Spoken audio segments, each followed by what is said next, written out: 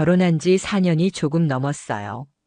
저는 중소기업에 다니는 평범한 직장인이고 아내는 프리랜서 디자이너입니다. 어릴 때부터 꿈이 확고한 사람이었고 자기 일에 대한 자부심도 컸어요. 아내는 늘 바빴습니다. 클라이언트랑 미팅이다, 작업 마감이다 하면서 하루에도 몇 번씩 전화하고 메일 보내는 걸 봤어요. 그런 아내가 멋져 보였고 저도 가능한 한 방에 하지 않으려고 노력했죠. 근데 어느 날부터였어요. 아내가 매주 수요일 아침만 되면 꼭 외출 준비를 하더라고요. 처음엔 그냥 친구들이랑 브런치 모임한다고 했어요. 프리랜서들끼리 평일 낮에 시간 맞춰 수다도 떨고 기분 전환도 좀 한다고. 그땐 별 의심 안 했습니다. 오히려 그런 시간도 필요하지 싶었죠. 근데 점점 이상하다는 생각이 들었어요. 처음엔 오전에 나가서 오후 2시쯤 들어간다고 연락이 왔는데 어느 순간 4시, 5시, 심지어 6시 넘어서 귀가하는 날도 생기더라고요. 제가 물어봤죠. 오늘 친구들이랑은 어디서 만났어? 그랬더니 대답이 이랬어요. 땡땡 호텔 라운지, 거기 분위기 좋더라고. 조용하고 음식도 깔끔하고. 호텔 라운지라니 뭐 그럴 수도 있겠다 싶긴 했어요. 근데 말이 좀 이상했어요. 매주 수요일마다 매번 같은 호텔 같은 시간에 나간다는 게 너무 규칙적이었거든요. 한 번은 아내가 외출한 뒤 책상 정리하다가 택배 상자를 발견했는데 안에 고급 향수랑 란제리로 보이는 속옷이 들어 있었어요. 설마 이 향수를 뿌리고 이 속옷을 입고 브런치 모임 나가면서 입는 건가? 하지만 생각만 하고 아무 말도 안 하고 그냥 조용히 덮었어요. 그때부터 머릿속이 뒤죽박죽이었죠. 그 다음 주 수요일 저는 연차를 냈어요. 아내한테는 말 안 했어요. 출근한다고 거짓말하고 아침 일찍 집을 나왔습니다. 근처 카페에 앉아 아내의 차가 나오는 걸 기다렸죠. 11시 조금 넘어서 아내가 차를 타고 나갔습니다. 호텔로 가는 길이었어요. 아무런 망설임도 없이 호텔 지하 주차장으로 들어가더라고요. 차를 대고 나오는 모습을 유심히 봤어요. 그날 아내는 평소보다 더 화장도 진했고 한껏 꾸민 모습이었어요. 전 그 근처 카페에 앉아서 계속 기다렸어요. 시간은 천천히 흘렀고 3시간쯤 지났을까요? 호텔 입구에서 아내가 어떤 남자와 함께 나오는 걸 봤습니다. 처음 보는 남자였어요. 비즈니스 캐주얼 차림에 서류 가방을 들고 있었고 둘 다 아무 말 없이 걸어 나오더니 주차장 쪽으로 향했습니다. 그 남자가 먼저 차를 몰고 나갔고 아내는 대략 5분 정도 후에 따로 나왔어요. 그 장면을 보면서 정말 묘했어요. 분명히 아무 말도 안 했고 그냥 걷고 있었는데 묘하게 둘이 너무 자연스럽더라고요. 서로를 잘 아는 사람처럼 아무 설명 없이 행동하는 게 오히려 더 수상했어요. 그날 밤 아무렇지 않게 들어온 아내를 보며 저는 평소처럼 웃었어요. 그때의 아내 표정이 너무 익숙해서 도리어 소름이 끼쳤습니다. 이 여자는 지금 누군가와 호텔에서 시간을 보내고 그걸 아무렇지 않게 감추고 있는 거예요. 전 그때부터 기록을 남기기 시작했어요. 아내의 일정, 외출 시간, 복장, 호텔명, 주차 시각, 돌아오는 시각까지요. 그리고 아내의 일탈은 일주일 뒤 똑같은 시간에 같은 호텔로 들어갔고 다른 날도 반복됐어요. 심지어 방문하는 호텔도 변하지 않았어요. 함께 나온 남자가 매번 같았죠. 의심하지 않을 수 없는 상황이었어요. 하루는 아내가 집에 없을 때 아내의 서랍을 뒤졌어요. 그 안에서 이상한 게 나왔어요. 호텔 회원 카드였어요. 골드 멤버십 연회비가 수십만 원짜리였어요. 그 카드가 있다는 것 자체가 이게 단순한 라운지 방문이 아니라는 증거였어요. 누군가와 정기적으로 같은 장소에 가고 거기서 시간을 보내고 있다는 뜻이잖아요. 그날 밤 아내가 잠든 뒤 제가 그 호텔 앱을 깔고 그 카드 번호로 로그인해 봤어요. 예약 내역이 다 남아있더라고요. 날짜, 방 번호, 이용 시간, 딱 봐도 라운지나 카페가 아니었어요. 객실 예약이었습니다. 일반 객실도 아니었어요. 스위트룸이었어요. 그 순간 머릿속이 하얘졌어요. 이 사람은 지금 나한테 브런치 모임이라고 거짓말하면서 매주 같은 호텔, 같은 시간, 같은 객실에서 누군가와 만나고 있었던 거예요. 그때부터 모든 감정이 무너졌습니다. 사랑도 존중도 신뢰도 전부 다요. 그날 이후로 매일 아침이 고통이었어요. 아내가 웃는 얼굴로 커피를 내리는 모습조차 그 남자와 호텔에서 있었을지도 모른다는 상상 때문에 식탁에 앉아 있는 것조차 견디기 힘들더라고요. 근데도 아내는 아무렇지도 않았습니다. 제가 보기에 너무 뻔하게 들키기 쉬운 행동인데도 전혀 경계하지 않았어요. 그게 더 무서웠어요. 혹시 이 여자는 지금까지 나를 얼마나 쉽게 속여왔던 걸까 하는 생각이 들었거든요. 일주일 뒤 아내는 또 수요일 오전 똑같은 옷차림, 똑같은 화장, 똑같은 시간에 집을 나섰습니다. 저는 그날 회사를 반차내고 호텔 맞은편 빌딩 주차장 옥상에서 망원렌즈 달린 카메라로 그 장면을 지켜봤어요. 오전 11시 12분. 아내의 차가 호텔로 들어섰습니다. 그리고 15분쯤 지나 낯익은 남자가 호텔 쪽으로 걸어오는 게 보였어요. 운동복처럼 편한 복장에 마스크와 모자를 쓴 모습이었는데 허리춤에 들린 가방에서 명함 지갑이 살짝 보였습니다. 몇 주 전 봤던 남자와 체형이나 걸음걸이까지 똑같았어요. 둘은 입구에서 따로 들어가는 척했지만 같이 탔을 거라는 걸 확신했죠. 그날 저는 마음을 굳혔어요. 다음 주 수요일 제가 그 호텔을 예약했습니다. 아내가 늘 가는 시간보다 2시간 먼저 아내가 그놈과 시간을 보내는 객실이 있는 복도 끝방으로요. 그날 저는 호텔 객실에서 대기했어요. 그리고 복도에 소형 캠코더를 설치해 누가 들어가는지 기록하려 했죠. 점심 무렵 엘리베이터 문이 열렸고 아내가 먼저 나왔습니다. 그리고 30초쯤 지나 그 남자가 뒤따라 나왔어요. 둘은 주위를 둘러보더니 말없이 같은 방으로 들어갔어요. 방 번호는 709호. 제가 체크한 예약 내역과 동일한 객실이었습니다. 카메라는 그 장면을 정확히 담고 있었습니다. 저는 복도에서 2시간 동안 아무 말 없이 버텼어요. 화장실도 안 가고 물도 안 마시고 그냥 가만히 눈을 감고 버텼어요. 방문이 열릴지도 모른다는 아주 작은 소리에조차 심장이 튀어나올 것처럼 뛰었어요. 오후 3시 20분쯤 그 남자가 먼저 나왔고 엘리베이터를 타기 전 복도 CCTV가 있는 위치를 힐끔 보더라고요. 아내는 그보다 10분쯤 늦게 나왔고 머리를 묶은 고무줄을 풀어 손으로 털면서 무심하게 웃고 있었습니다. 그 모습이 너무 익숙해서 오히려 낯설었습니다. 집에서도 자주 보던 모습이었거든요. 그녀는 호텔에서 나와 제 옆에 앉아 소파에서 드라마를 보던 바로 그 사람이었어요. 그녀는 정말 완벽하게 이중 생활을 하고 있었어요. 저는 증거 영상을 편집해서 USB에 담았습니다. 그리고 그동안 찍은 사진, 호텔 예약 내역, 블랙박스 기록까지 하나하나 모아서 정리했습니다. 모든 게 정리되자 오히려 마음이 고요해졌어요. 화가 난다기보다 이제 내가 뭘 해야 하지 하는 생각만 계속 들었어요. 아내는 너무도 치밀하게 오래전부터 준비된 사람처럼 이 모든 걸 일상처럼 이어가고 있었어요. 이건 우연한 감정이나 실수로 빠진 관계가 아니었어요. 철저한 기획이었고 거짓이었고 의도된 배신이었어요. 이제 제가 할 차례였어요.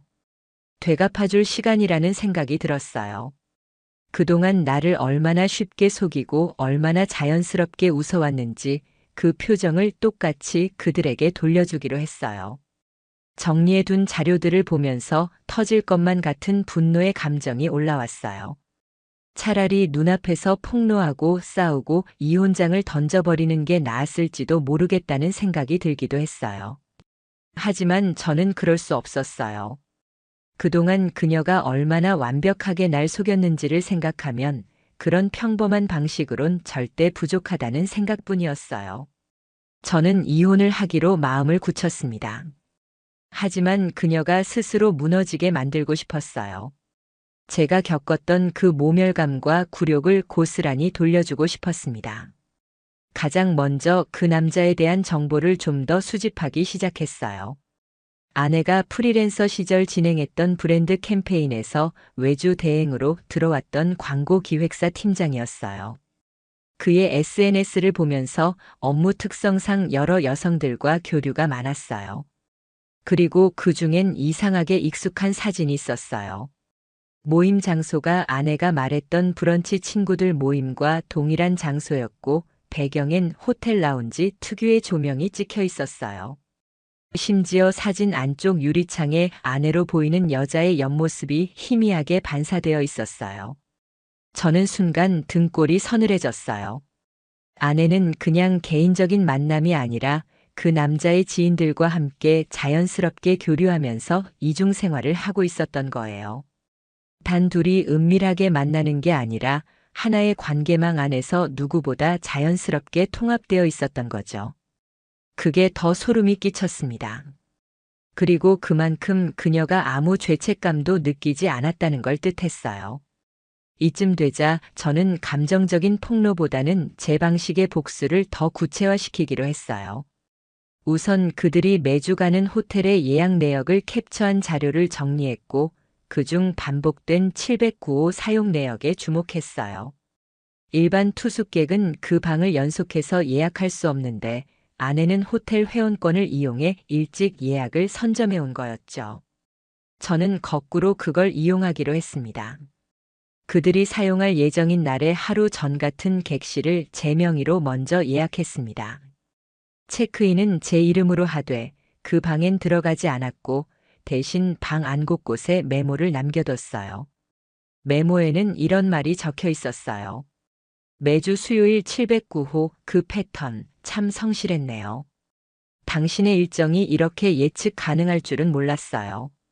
또 다른 메모엔 블랙박스 영상에서 캡처한 그녀가 호텔 주차장에 들어가는 장면을 프린트해서 옆에 이런 문장을 붙였습니다. 이날도 그 다음 날도 그 다음 주도 당신은 나를 보고 웃었어요. 그 방을 철저하게 그녀의 거짓이 그대로 되돌아오는 공간으로 만든 거예요. 다음은 그 남자의 연인 혹은 배우자 정보를 알아보기 위해 그의 SNS 친구 목록 댓글 해시태그 태그된 사진을 전부 뒤졌어요. 3일이 걸렸습니다. 그리고 결국 사진 속에서 늘 하트 이모티콘을 달던 한 여성의 계정을 찾았고, 그녀가 그 남자의 사실혼 관계자라는 걸 확인했어요. 정확히 말해 법적 부부는 아니지만 6년을 함께 살아온 동거인, 거의 아내나 다름없는 사람이었습니다. 이건 더 이상 둘만의 은밀한 외도가 아니었어요. 두 가정을 짓밟는 이중 배신이었어요. 그래서 저는 그 여자분에게 익명으로 USB 하나를 택배로 보냈어요. 내용은 단순했습니다. 호텔 복도에서의 두 사람이 나오는 영상과 그 남자의 SNS에 올라온 사진과 아내의 카드 결제 내역 정리본이었어요. 그리고 메모 하나. 혹시 수요일 낮마다 당신도 혼자 계셨다면 그 이유를 이걸 보시고 이해가 되실 겁니다. 익명 발송이라 바로 연락이 오진 않았지만 며칠 뒤 그 남자의 SNS는 비공개로 전환되었고, 며칠 전까지만 해도 올라오던 커플 사진들은 모두 삭제된 상태였습니다. 어느 정도는 예상했던 일이었어요. 하지만 그와 동시에 아내도 조금씩 이상한 기류를 느끼는 듯 했어요. 평소보다 자주 핸드폰을 들여다보고 제 눈치를 보거나 대화 중에 자꾸 말을 흘리고 무언가 말하고 싶은 듯 망설이는 행동을 보였어요. 그녀는 눈치채고 있었던 거예요. 무언가 이상하다는 걸, 제가 뭔가를 알고 있다는 걸, 그리고 곧 무너질 수도 있다는 걸. 그때부터 제 안에 또 다른 감정이 자라났어요. 그건 통쾌함이 아니었어요.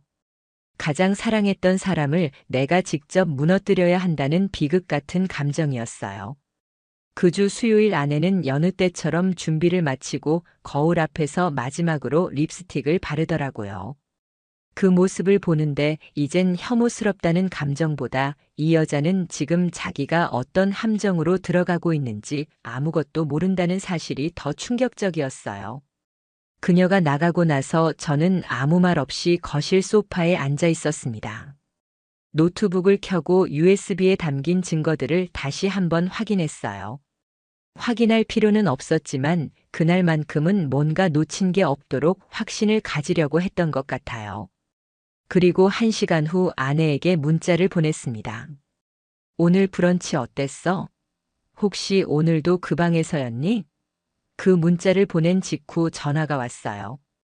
저는 받지 않았고 메시지로만 보냈습니다. 내가 오늘 너보다 먼저 709호에 갔다 왔어. 몇 분 동안 어떤 반응도 오지 않았습니다. 그러다 메시지 알림 하나. 무슨 말이야 그게? 저는 단 한마디만 남겼습니다. 넌 그냥 내가 한 짓을 곱씹을 시간이 필요할 거야. 그 이후로도 전화가 계속 왔지만 저는 받지 않았습니다. 그 순간 그녀가 어떤 생각을 하고 있을지 상상조차 하고 싶지 않았어요. 그날 저녁 아내는 집에 들어오지 않았습니다. 자정이 넘도록 전화가 오지 않았고 문자도 없었어요. 대신 그 다음날 아침 친정에 다녀오겠다는 짧은 메모만 식탁 위에 놓여 있었어요. 내용은 이랬습니다. 며칠만 혼자 있고 싶어. 미안하다는 말밖에 할 수 없어. 나중에 얘기하자. 저는 그 말을 보면서도 분노가 아닌 허무함만 느꼈습니다. 이 사람이 지금 자기가 무슨 잘못을 저질렀는지도 제대로 모르고 있다는 생각이 들었어요. 그날 저녁 저는 아내의 메신저 계정을 다시 열어봤습니다. 그 남자와 나눴던 대화는 모두 삭제된 상태였어요. 계정에 로그인된 기기 목록도 제가 모르는 스마트폰 하나만 등록되어 있었고 심지어 위치 공유도 꺼져 있었어요. 모든 걸 지우려는 흔적이 너무 명확했어요. 하지만 삭제했다고 끝나는 게 아니었어요. 제가 확보한 건 그 남자와 아내가 주고받은 메시지의 전체 백업본이었고 호텔 예약 내역, CCTV 화면 캡처 둘의 외출 사진 그리고 그들의 대화 내용까지 USB에 모두 정리되어 있었어요. 그리고 그 자료들은 이미 법률사무소에 전달된 상태였고 제 변호사도 다음 주 초 이혼 절차를 시작하겠다고 연락이 왔어요. 그 남자 쪽에선 어떤 연락도 없었습니다. 제가 보내놓은 USB를 본 사실혼 여성이 어떻게 반응했는진 모르겠지만 그 남자의 SNS는 완전히 폐쇄됐고 회사 웹사이트에서 그의 이름도 삭제돼 있었습니다. 아내는 그 사실을 모를 겁니다. 지금은 그냥 제가 단순히 의심만 하고 있다, 혹은 증거는 없을 거다 정도로 생각하고 있을지도 모르겠어요. 그녀는 제가 어떤 사람인지 끝까지 몰랐던 거예요. 그리고 그녀는 아직 진짜 복수가 시작되지 않았다는 것도 모를 겁니다. 며칠이 지나고 아내가 집에 돌아왔습니다. 집안은 그동안 아무도 살지 않은 것처럼 조용했고 냉장고엔 식재료가 다 상해 있었습니다. 현관문 열리는 소리가 들렸을 때 전 그냥 거실 소파에 앉아 있었습니다. TV는 꺼져 있었고 불도 켜지지 않은 상태였어요. 아내는 문을 열고 들어오다가 제 모습을 보고 순간 멈췄습니다. 말없이 한참을 서 있다가 작게 입을 열었어요. 이야기 좀 할 수 있을까? 저는 아무 대답도 하지 않았고 그녀는 조심스럽게 제 앞에 앉았어요. 얼굴엔 화장이 하나도 없었고 눈밑은 부은 상태였어요. 잘못했어. 다시는 그러지 않을게. 그 한마디가 저를 다시 현실로 끌어당겼습니다. 그동안의 증거, 그녀의 행동, 그 남자의 흔적, 거짓말로 포장된 수요일들, 호텔 709호 라운지라는 말로 감춰진 방 모든 것들이 머릿속에서 한꺼번에 터지듯 떠올랐어요. 저는 그녀에게 책상 서랍에 있는 봉투를 가리켰어요. 그 안엔 이혼 서류와 함께 제가 확보한 증거 목록 그리고 호텔 방에 남겨뒀던 메모와 사진들이 정리된 자료가 들어 있었어요. 그녀는 봉투를 열어보지 않고 두 손으로 얼굴을 감쌌어요.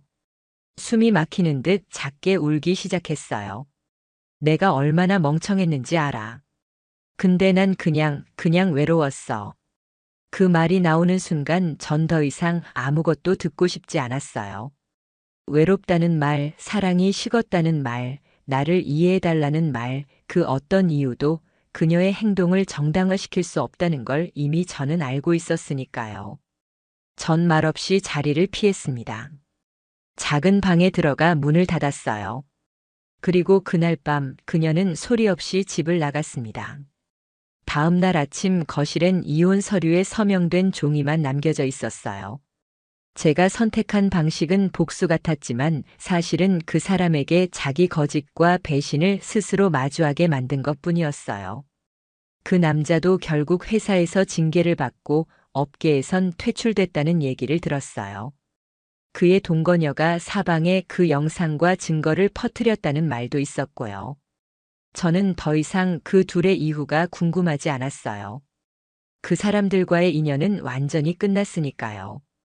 혼자 사는 집은 조용했습니다. 처음엔 그 조용함이 무서웠어요. TV를 켜놓고 자고 라디오를 틀어놓은 채 씻었어요. 근데 어느 날 정말 조용한 새벽 불 꺼진 방에서 눈을 떴을 때 아무런 소리도 없는 그 공기가 처음으로 편안하게 느껴졌습니다. 사람이 사람을 믿는다는 게 얼마나 큰 용기인지 알게 되었고, 사랑은 조건이 아니라 기본적인 진실과 존중 위에 세워져야 한다는 것도 처음으로 깨달았어요. 돌이켜보면 그녀는 저보다 먼저 마음을 정리했던 사람 같았어요. 겉으로 웃고 있었지만 속으로는 다른 사람과 다른 삶을 이미 시작했던 거죠. 이제 와서 저는 그 시간들이 전부 쓰레기 같았다고 생각하진 않아요. 그 시절이 있었기에 지금의 제가 있는 거고, 적어도 제가 누굴 사랑할 땐 거짓 없이 했다는 자부심이 남았으니까요. 앞으론 누군가를 믿기까지 시간이 좀 걸릴지 몰라요. 하지만 적어도 저는 다시 진짜를 찾아갈 용기는 생긴 것 같아요.